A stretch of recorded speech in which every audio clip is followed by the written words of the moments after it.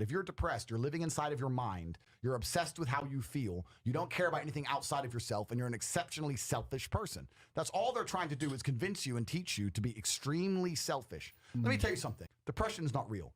Feeling depressed is real. So you can feel depressed, but you feel depressed, and that is a natural biological evolutionary trigger for you to change something in your life. That's your own mind telling you you're unhappy about X. If I went to jail today, I'd be depressed because I'm in jail. Right. I haven't caught depression.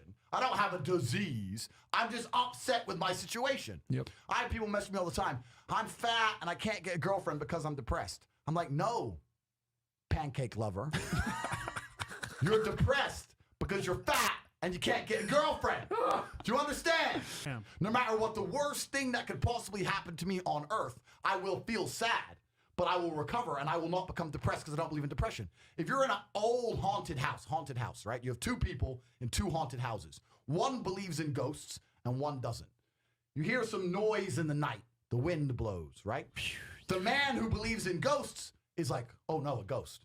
Now he's scared, right? He wants an exorcist. He can't sleep. He's scared about ghosts. He's paranoid. The guy who doesn't believe in ghosts goes wind, whatever, and goes back to sleep. Do you understand that it's the belief that gives it power? Right. If you don't believe in ghosts, the ghost can't hurt you. If you don't believe in depression, you can't become depressed. And I refuse to believe in something that's going to weaken me. Why would I believe in something that's going to weaken my ability to deal with problems in life? Why would I do that? I'm temporarily immortal. Do you understand? Do you understand? Yeah. I'm temporarily immortal.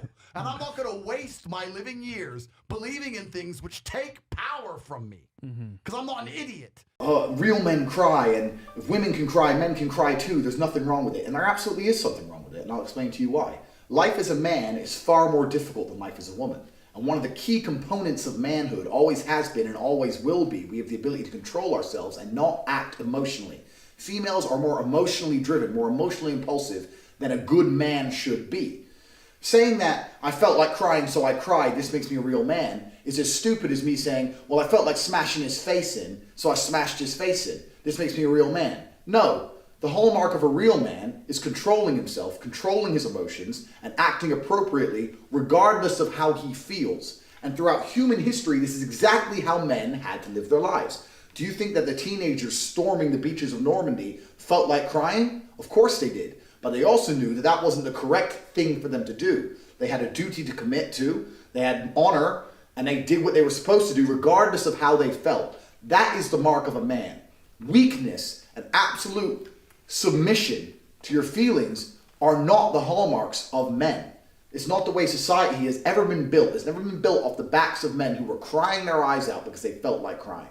The only kind of men who advocate crying are the kind of men who do not have enough self-control to prevent themselves from crying. Because we're all human. There's times in your life, as a man, you're going to feel like crying. It's going to happen. But what you're supposed to do is not cry. Because this is a test in mental fortitude. And there is no physical fortitude, there's no financial fortitude, there's no other type of fortitude without mental fortitude. So when you feel like crying, you ensure you do not cry. And you act appropriately as a man should. The men who say no, succumb instantly to your emotions, are the kind of people who have no self-control. And let me tell you something about men who have no self-control. Men who live without self-control are the kind of men who cry when their girlfriend cheats on them, because she certainly does, because she doesn't respect the little crybaby, and she's only with you because she's ugly as fuck and she has to settle for a little soy boy pussy like you. And these guys sitting there, what they're trying to do by telling you to cry is drag you down to their level. They look at people like me, and I say, Ross, that's a big G. He's out there, he's fucking women, he's got his Lambo, he's a multi-millionaire, self-made, 6'4", 4-time kickboxing world champion, chess genius. I don't like the way he's living his life because he's kicking too much ass. You need to cry more. He's trying to drag me down to his level so I can be a little crybaby like him. And he wants everyone else who reads his tweets to be a crybaby too, because the more little weaklings he can create, the less bad he'll feel about himself. No man wants to be a little crybaby if they're honest with themselves, and no woman certainly wants to fuck a little crybaby. So don't listen to the advice of people who are living lives you wouldn't want to live. What's actually interesting is, I always use this analogy. If you could build yourself from the ground up, if you could literally just, like from a video game, Just tick characteristic boxes and build yourself. Nobody would choose to be a liberal soy boy. Nobody would choose to be a small, weak guy who has to cry when he gets upset.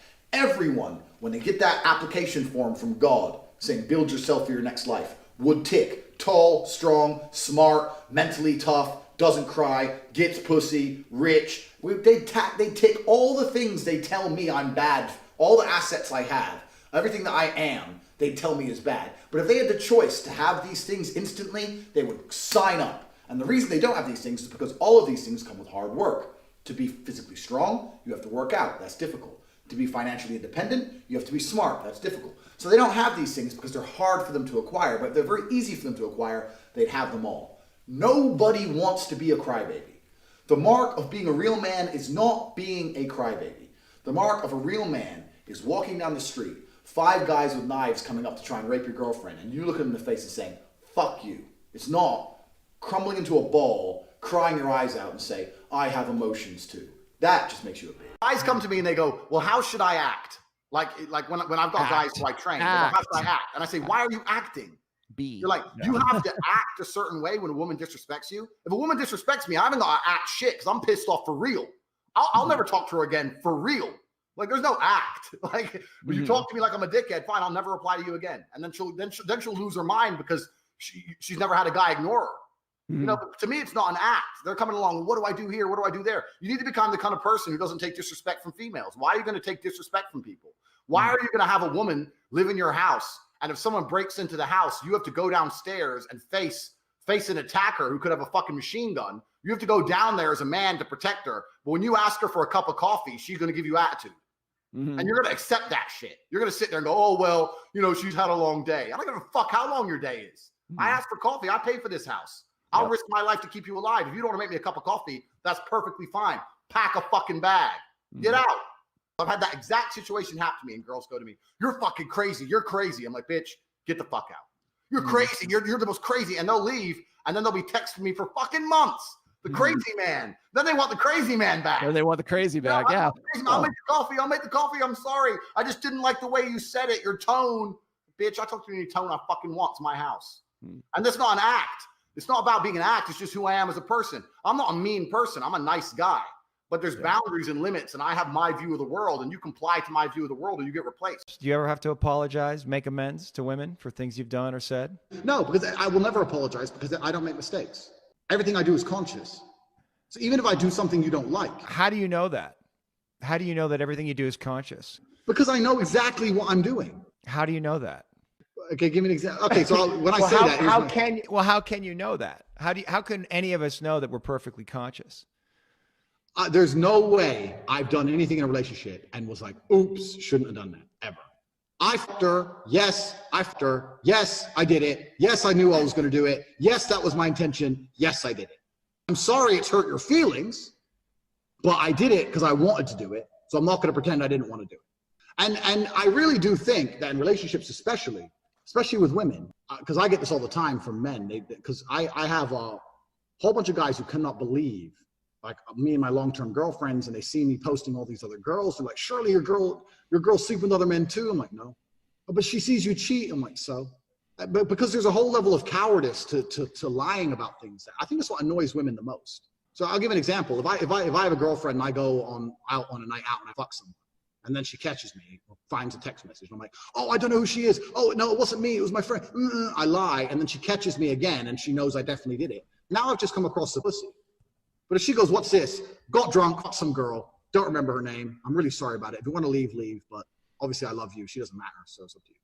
Boom. Like, there's a whole degree of, I really believe part of them respects you for that. The part of them are like, at least he didn't lie. Like, they respect how honest and brutal you are about it. So I don't apologize for anything, even if I do shit they don't like, because I did it on purpose. So I'm not sorry. So I'm not going to lie. So I know I did it. I genuinely believe I'm a good person. Yeah. I don't rob grandmas. I don't steal from nobody. I don't hurt nobody. I genuinely believe I'm a good person. And the world has become so skewed now. If you're a man who believes in himself and has honor and stands up for what he believes in, you're viewed as bad. People think I'm a bad person. I don't really know why. I believe in what I believe in. I live to my own principles. I don't really hurt nobody. Well, like, but somehow I'm evil. Is it painful that people don't see that about you, that you're a good man? No. Doesn't bother you? No, it genuinely doesn't bother me.